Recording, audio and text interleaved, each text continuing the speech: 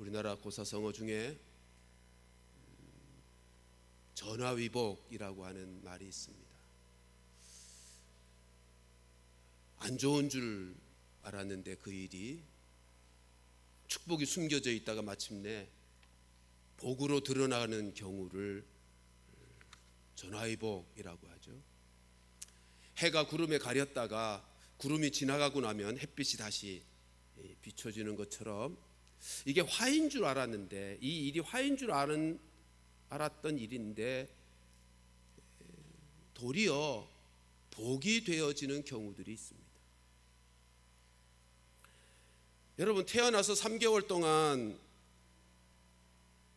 숨겨 키우다가 강에 버려질 수밖에 없었던 인생인데 하나님의 특별한 은혜 안에서 전화위복을 경험한 인생이 있죠.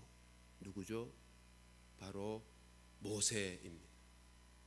그 인생이 모세입니다.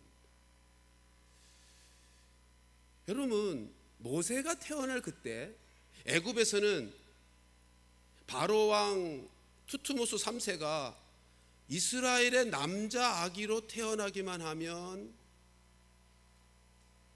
나일강에 던져 죽이라고 명령이 떨어졌을 때입니다. 이건 화죠. 나 태어나면 죽임을 당할 때예요. 그런데 만일 그 명령이 없었다면 모세는 나일강에 갈대 상자에 띄워졌을 일도 없을 것이고요, 바로의 공주가 목욕하러 나왔다가 갈대 상자에 담겨있는 모세를 발견할 일도 없었을 것입니다.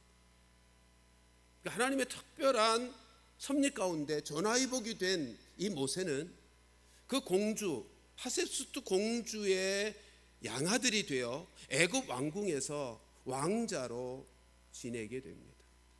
장차 이스라엘의 지도자로 세워질 그 준비, 그 당대의 세계 최고의 학문과 지도자로서의 필요한 교육과 훈련을 다 받을 수 있게 된 것이죠.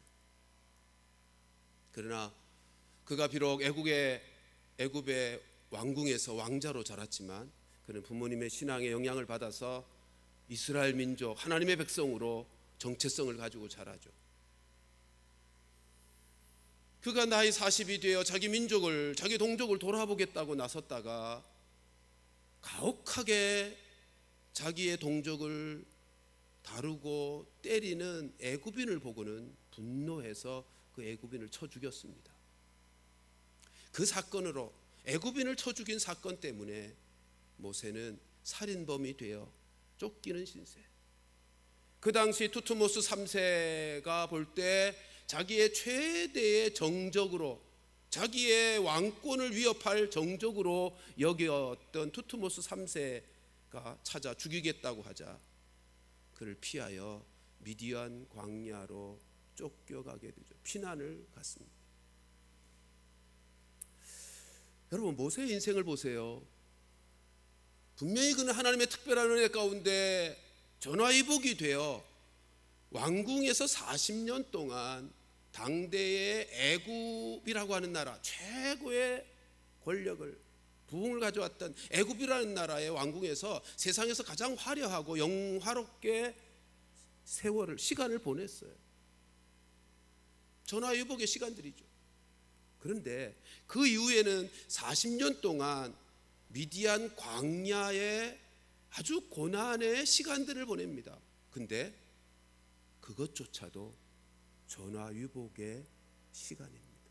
숨겨진, 변장된 하나님의 축복을 누리는 시간이더라는 것입니다. 여러분, 모세는 미디안 광야로 도망을 간 신세지만, 그렇죠? 어쩔 수 없이 살인범이 되어 쫓기는 신세가 되어 도망가서 미디안 광야에 40년을 보내지만 그거는 하나님께서 모세를 준비시키는 하나님의 광야 학교에 입학한 시간입니다. 자기 스스로의 실력과 능력을 의지하던 모세, 그 인간적인 것을 다 빼어버리고요, 쏙 빼어내고요, 하나님만을 의지하고 하나님만을 신뢰하는 사람, 모세의 마음속에 하나님으로만 물들어 있는 인생 만드시려고 미디안 광야에서 외롭게 고독하게 하나님만을 깊이 만나는 은혜의 시간, 하나님의 광야 학교의 과정을 거치는 시간이었습니다. 모세는 지난주에 생각한 것처럼 미디안 광야에 가서 미디안 땅에서 미디안의 제사장인 루엘의 딸 십보라와 결혼하여 가정을 이루고 살죠. 그리고 장인의 양떼를 돌보는 목자로서 40년을 보냅니다. 그러나 그 기간 모세는 자신도 모르게 진짜 이스라엘 백성들을 인도할 출애굽의 지도자로 준비되는 시간들이었습니다. 조금 전에 말씀드린 것처럼 하나님께서 광야에서 모세를 하나님의 사람으로 이스라엘 백성을 인도할 지도자로 준비하기도 했지만, 생각해 보세요. 장인의 양떼를 끌고 미디안 광야 이곳저곳 40년 동안 다녔어요. 네?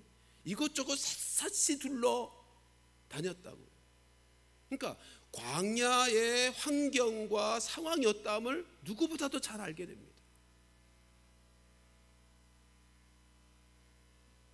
모세가 40년 동안 광야에서 양을 치면서 광야 전문가가 된다고요. 광야에서는 어떻게 생활할 것이며 광야에서는 어떻게 생존할 수 있는지 광야 전문가가 된다고요.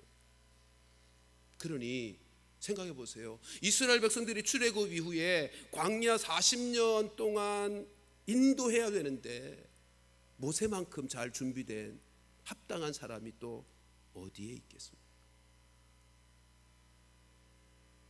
하지만 모세는 그 미디안 땅에서의 40년, 양떼를 돌보는 40년의 시간, 하나님께서 자기를 꼭 필요한 일들을 준비시키시는 의미 있는 시간이라는 사실을 인식하지 못하죠.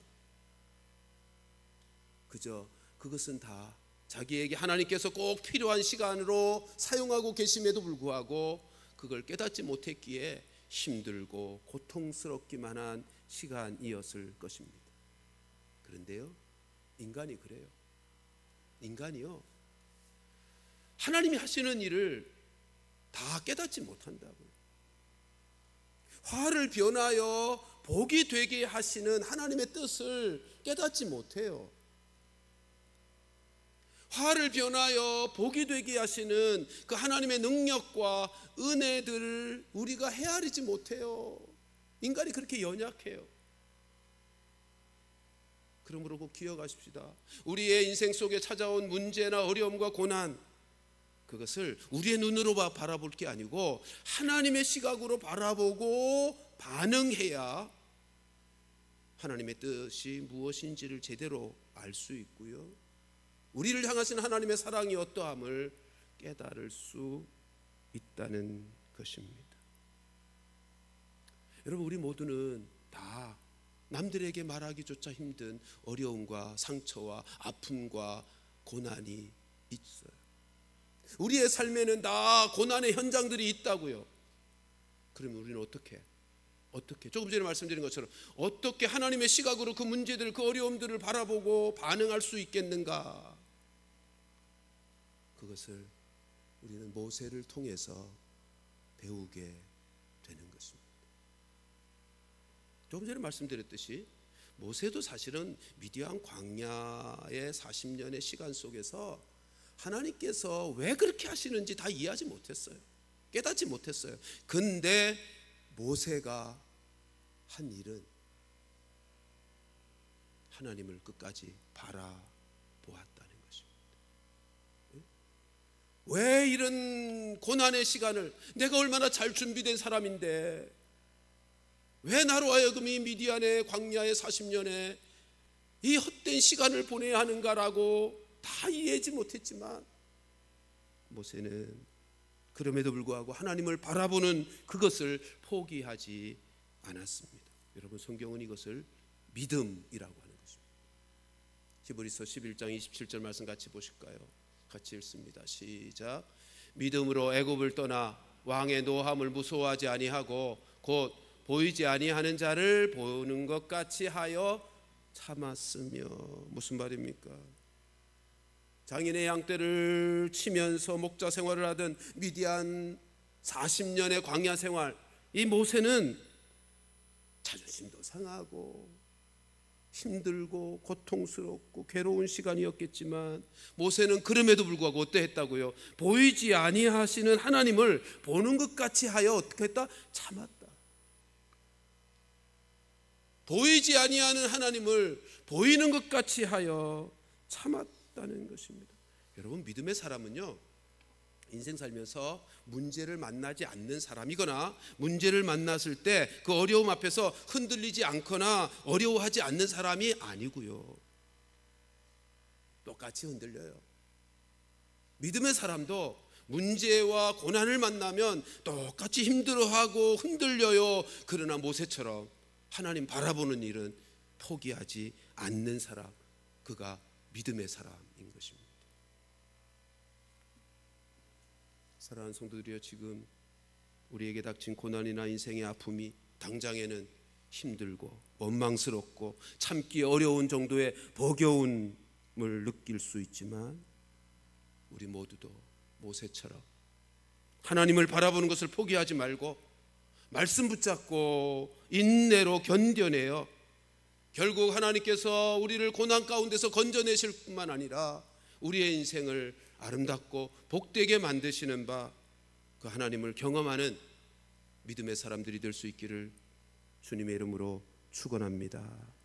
여러분, 믿음의 사람 이 모세가 미디안 광야에서 르웰의 대릴사위로 장인의 소유로 있는 양을 치며 목자 생활을 했던 그 40년, 그걸 오늘 본문에 23절을 보면 여러 해 후 이렇게 표현합니다.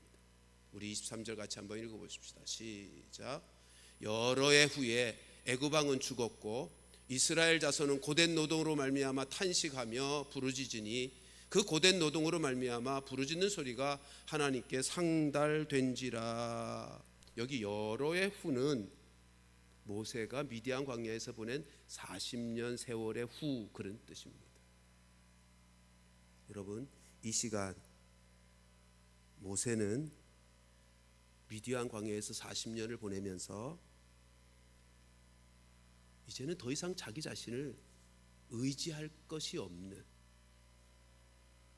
스스로의 힘으로 무엇인가를 할 수 없는, 자기를 의지할 조건이 전혀 없는 80 노인이 되었습니다. 하나님만 의지할 수밖에 없는 모세가 되었다고요. 뿐만 아니라 이스라엘은요, 애굽의 고센 땅에 살던 이스라엘 민족은 계속해서 바로왕 그 학대 속에서 고된 노동을 하면서 힘들고 고통스러워서 이제는 더 이상 애굽에서 살 수 없습니다. 그 말이 그냥 터져 나올 수 있도록 이제는 하나님만 의지하며 하나님만의 도움을 간절히 구하면서 애굽의 사람들 손에서 구원해달라고 부르짖는 사람들이 되어졌습니다. 그 40년 동안 여러분, 하나님께서 허락하신 이러한 고통의 시간들은요, 모세에게나 이스라엘 백성들에게나 다 이해할 수 없는 괴로움이고 고통이고 어려움이었지만, 결국은 이스라엘 민족을 출애굽시킬 지도자 모세를 준비하시는, 그를 연단시켜 준비하시는 시간이었고요, 이스라엘 민족으로 하여금은 지난 400년 동안 살았던 애굽이라고 하는 둥지를 떠날 수밖에 없게 만드시는, 그래서 하나님만을 주인 삼고 살아가는 하나님의 백성으로 준비시키시는 연단의 시간이었습니다. 우리도 다 고통이, 고난이 싫죠. 그러나 이처럼 인생인 고난과 고통을 통해서 하나님 앞에서 겸비해지고 낮아지고요, 하나님을 찾고 부르짖는 인생이 되게 만드시고요, 하나님이 원하시는 그 일을 바르게 행할 수 있는, 고통과 고난이라고 하는 것이 우리 인생들로 하여금 하나님 앞에서 바르게 행할 수 있는 하나님의 사람을 만들어 주더라는 것입니다. 그래서 우리의 신앙 선배들은 이렇게 고백합니다. 시편 119편 67절 시작. 고난 당하기 전에는 내가 그릇 행하였더니 이제는 주의 말씀을 지키나이다. 고난으로 말미암아 하나님 앞에서 이제는 바르게 행할 수 있는, 전에는 그릇 행했는데 이제는 바르게 행할 수 있는 사람이 되어지고요, 그렇게 주의 말씀을 지켜 행할 수 있는 유익이 있다는 그 사실을 인해서 고난받는 것이 나에게 유익이라고까지 고백합니다. 시편 119편 71절 같이 읽습니다. 시작. 고난당한 것이 내게 유익이라 이로 말미암아 내가 주의 율례들을 배우게 되었나이다. 아멘. 여러분, 이처럼 인생의 고난이라고 하는 것은 모세에게도 이스라엘 백성에게도 유익이 되어서 모세로 하여금은 하나님 앞에서 낮아지고 하나님만을 의지하는 겸손하게 하나님 앞에 하나님의 손에 편하게 붙들려 쓰임받는 지도자로 준비되게 하셨고요, 이스라엘 백성들도 혹독한 학대를 고된 노동을 하면서 스스로의 힘으로는 이제 도저히 살아갈 수 없음에 인간의 한계를 깨닫고 하나님만을 의지하고 하나님께 부르짖는, 하나님께 도움을 구하는 인생들로 만들어 주셨습니다. 여러분, 하나님은 이 이스라엘 백성들의 고통의 소리를, 하나님을 찾으며 구해달라고 부르짖는 그들의 소리를 하나님이 들으셨어요. 그것이 이어지는 24절 25절 말씀입니다. 같이 읽습니다. 시작. 하나님이 그들의 고통 소리를 들으시고 하나님이 아브라함과 이삭과 야곱에게 세운 그의 언약을 기억하사. 사랑하는 성도 여러분, 우리 하나님은요, 우리의 기도, 부르짖는 기도를 들어주시는 하나님이시라는 사실을 잊지 마십시오. 귀 기울여 들어주시는 하나님이십니다. 오늘 본문의 말씀을 잘 이해하셔야 됩니다. 이스라엘 백성들이 그 고된 노동 때문에 하나님 앞에 부르짖으니까 그때 비로소 내가 아브라함과 이삭과 야곱에게 약속한 것 있지, 그때 비로소 기억하셨다는 것이 아니에요. 그동안은 언약을 잊고 계시다가 부르짖으니까 기억났다는 말씀이 아니고요, 하나님은요, 이스라엘 백성들이 애굽에서 산 400년 동안, 그리고 그들이 종살이하여 고통하는 동안 다 보고 계셨어요. 알고 계셨어요. 기억하고 계셨어요. 여러분, 오늘 본문에서 석절의 말씀인데 하나님이라고 하는 이름이 5번이나 등장합니다. 이 말씀을 마음을 담아서 묵상하며 한번 읽어보면요, 하나님의 이름이 5번이나 등장하는 그 흐름이 하나님의 마음을 느끼게 해요. 이스라엘 백성들을 향한 뜨거운 불타는 하나님의 마음을 느끼게 하는 말씀입니다. 우리 23절부터 25절 다시 한번 이어서 같이 읽어보십시다. 시작. 여러 해 후에 애굽 왕은 죽었고 이스라엘 자손은 고된 노동으로 말미암아 탄식하며 부르짖으니 그 고된 노동으로 말미암아 부르짖는 소리가 하나님께 상달된지라. 하나님이 그들의 고통 소리를 들으시고 하나님이 아브라함과 이삭과 야곱에게 세운 그의 언약을 기억하사 하나님이 이스라엘 자손을 돌보셨고 하나님이 그들을 기억하셨더라. 아멘. 여러분, 자식이 고통과 고난을 당해서 부르짖는다면, 나 못 살겠어요, 너무 힘들어요, 죽을 것 같아요, 살려주세요라고 자식이 부르짖는데 어느 부모가 못 들은 채 외면할 부모가 누가 있으며, 불타는 마음, 자식을 향한 불타는 마음을 갖지 아니할 부모가 누가 있습니까? 여러분, 우리 하나님은 당신의 백성들이 고통 가운데 부르짖는 그 기도 소리를 귀 기울여 들으시고 돌보아 주시는 우리의 하늘 아버지이십니다. 이 사실을 잊지 마십시다. 우리에게는 언제나 어려움과 고난이 있을 수 있죠. 문제들을 만날 수 있죠. 그러나 그때 혼자 그 문제를 끌어안고 끙끙거리지 마시고요, 우리의 기도 소리에 불붙는 마음으로 귀 기울여 들으시며 돌보아 주시는 우리 하나님, 그 하나님 앞에 가지고 나아가 오늘 본문의 이스라엘 백성들처럼 부르짖으며 기도하세요. 그 부르짖음을 들으시고 응답해 주시고 돌보아 주시는 그 하나님, 그 하나님의 은혜를 경험하는 우리 모두가 되기를 주님의 이름으로 축원합니다. 여러분, 하나님은 이스라엘 백성들의 그 고통을 한 번도 잊어버리신 적이 없어요. 다 보고 계셨고요, 알고 계시고요. 다만 하나님은 창세기에서 아브라함에게 약속하셨던 그 400년의 때를 기다리고 계시는 거예요. 네? 이스라엘 백성들이 애굽 땅을 떠날 마음의 준비의 그 시간이 되기까지, 그리고 이스라엘 백성들의 출애굽의 지도자로 모세를 준비하는 그 시간까지 지금 하나님께서 가만히 계시고 잊어버리고 계시고 그런 것이 아니고 저들을 구원하시고자 하는 준비를 진행하고 계셨던 거예요. 하나님은 창세기에서 아브라함과 이삭과 야곱에게 약속하셨죠. 그리고 그 약속의 성취를 지금 출애굽에서 실현시켜가고 있는 것 아닙니까?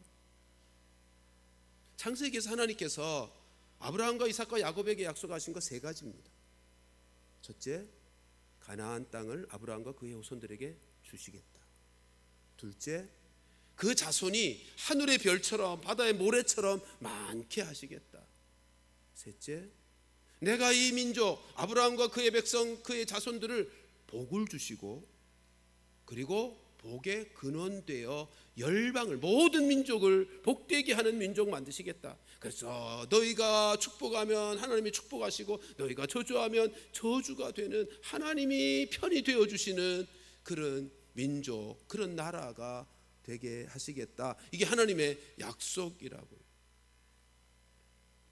이러한 하나님의 약속은요, 아브라함의 후손으로 이루어지는 그 나라가 창조주이시고 만유의 주, 역사의 주관 되신 하나님이 친히 주관하시고 다스리고 통치하시는 하나님 나라 세우시겠다는 약속이, 하나님이 아브라함과 이삭과 야곱에게 약속하신 그 언약의 본질은 하나님이 친히 통치하시고 다스리시는 하나님 나라를 세우시겠다는 약속이고요, 그리고 아브라함과 그의 후손을 그 하나님 나라의 백성 삼으시겠다는 언약인 것입니다.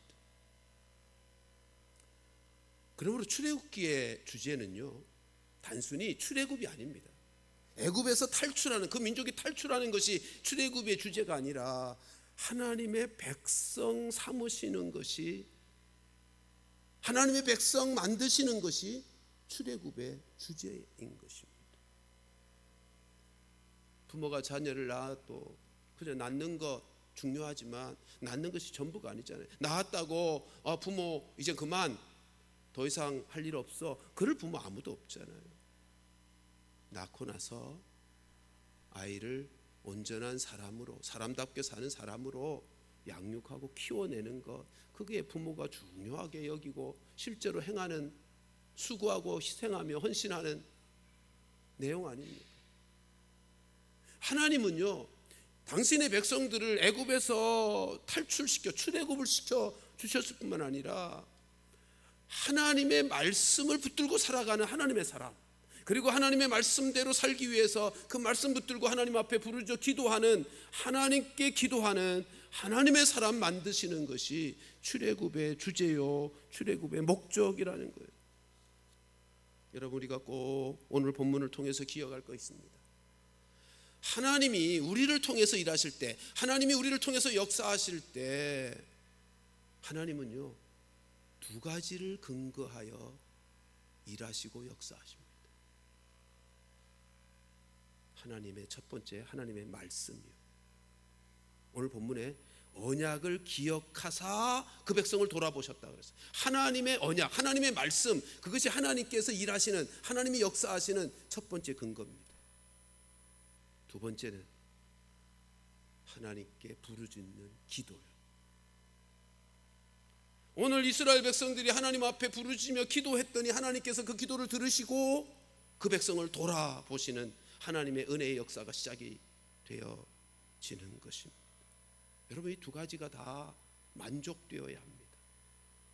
하나님의 말씀, 그리고 우리의 기도. 말씀 없이 기도만 해서는 하나님이 일하시지 않습니다. 하나님이 역사하시지 않습니다.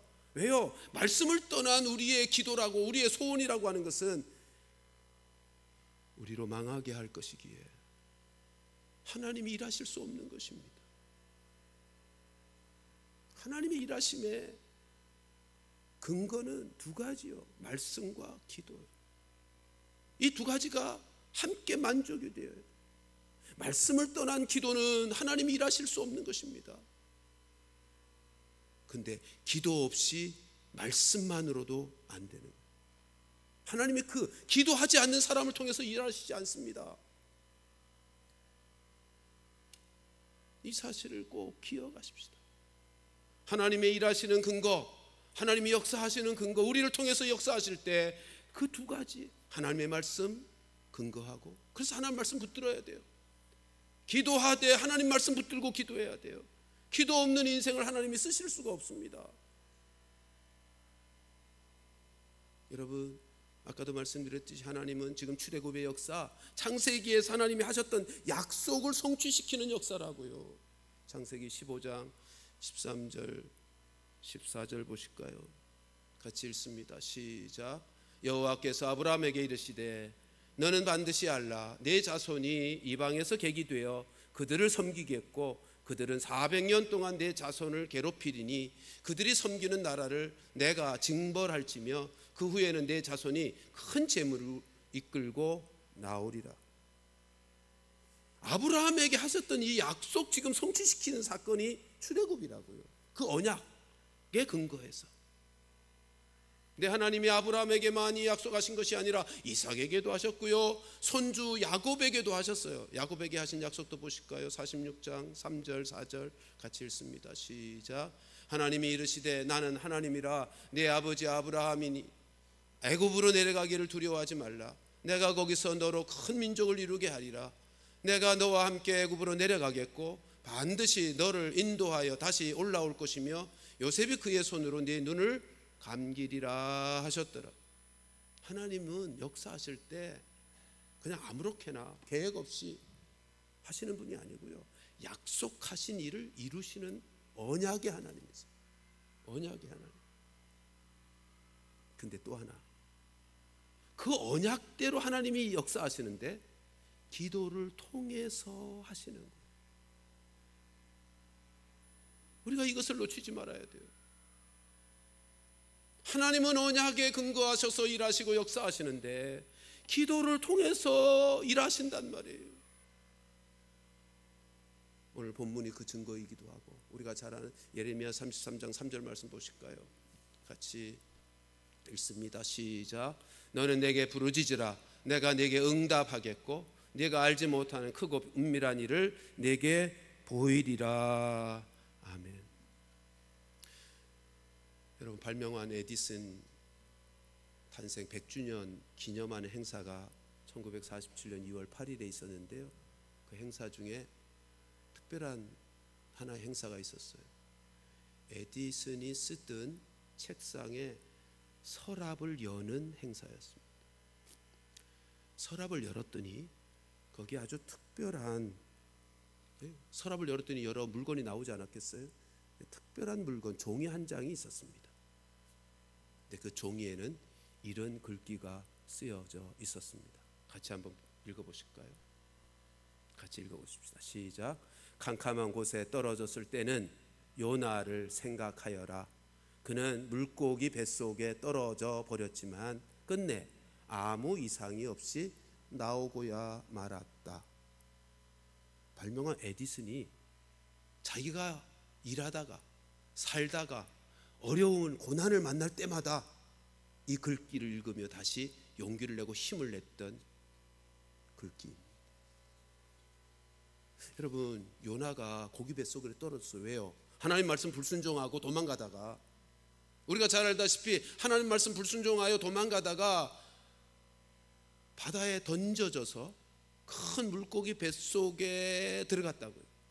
근데 그가 다시 살아나왔어요. 어떻게 그게 가능했죠? 하나님의 특별한 초자연적인 은혜로, 능력으로 가능했죠. 그런데 그 하나님의 초자연적인 능력과 은혜가 어떻게 역사됐죠? 무엇 때문에? 요나의 기도예요. 요나의 부르짖는 기도예요. 요나서 2장 2절 말씀 같이 보실까요? 시작. 이르되 내가 받는 고난으로 말미암아 여호와께 불러 아뢰었더니 주께서 내게 대답하셨고 내가 스올의 뱃속에서 부르짖었더니 주께서 내 음성을 들으셨나이다.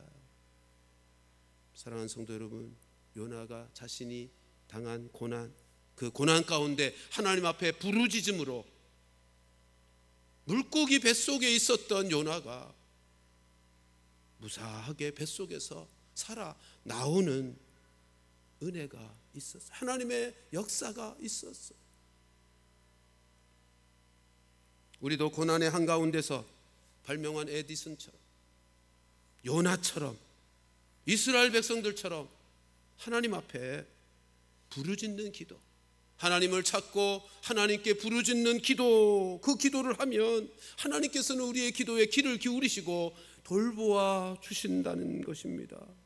우리 하나님이 그런 하나님이세요. 하나님은 우리에게 있는 고난과 어려움을 능히 극복하고 이겨내며 고난의 터널을 끝내 아무 이상 없이 통과하여 하나님이 약속하신 복을 누리며 살도록 하시기 위해 우리에게 부르짖는 기도를 기다리십니다. 우리가 부르짖어 기도하면 하나님께서는 귀 기울여 들어주시고 우리에게 그 고난 가운데 돌아보시며 우리에게 뜻하신 가장 아름답고 귀한 복된 삶을 살아가도록 해주시는 좋으신 우리 하늘 아버지이신 것입니다. 올 한 해 모두가 다 어렵다고 하지만 기억하십시다. 하나님의 약속, 하나님의 말씀 붙잡고 살고 그 말씀 붙들고 하나님 앞에 기도하고 살면, 부르짖으며 기도하며 살면 하나님께서 역사하신다라고 하는 이 하나님의 일하심의 가장 기본적이고 분명한 원리를 잊지 마시고 말씀 붙들고 사시고 기도함으로 말씀이 우리의 삶의 현실이 되어지는 축복의 인생을 살게 되는 우리 모두가 되기를 주님의 이름으로 축원합니다.